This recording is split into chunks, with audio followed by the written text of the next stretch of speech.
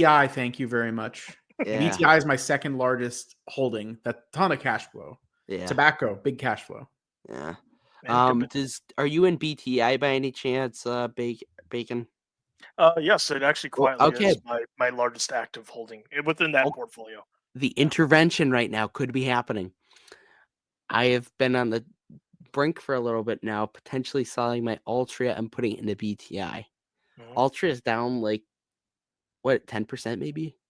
I want to say recently. But I mean, they trade similar. So I've heard Fiscal's point of view, but what about BTI makes you prefer it over Altria if you do prefer it over Altria? Honestly, it's just more so of the valuation. The thing that I kind of wish would happen is more of a buyback focus than just pure dividend. And yeah, they've tried to make credible signs towards buying back.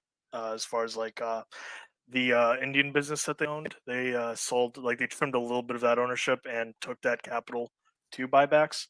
So like I'm willing to sit with it. It's just like I am aware that going forward, would I like there's what I would like to see and what I realistically think would happen, and I think it probably is more dividend heavy than buyback heavy. But it's fine. It's fine. Free money. Yeah. Well, I mean, I wouldn't go that far, but In addition, like valuation is the main thing for me too. Yeah.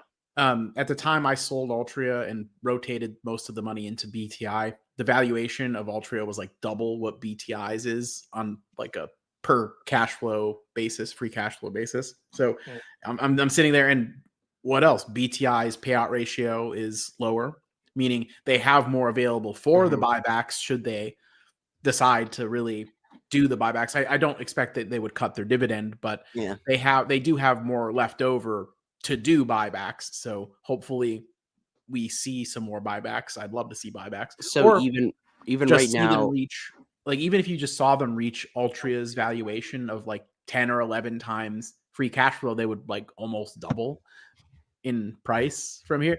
That seems a little crazy. And also, they're not fully reliant on the U.S. cigarette sales for their revenues.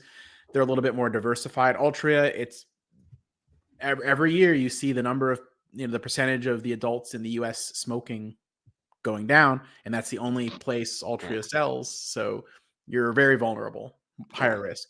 I think BTI is less risk. Okay. Dan also reminds some good points. Smokeless products, paying back debt.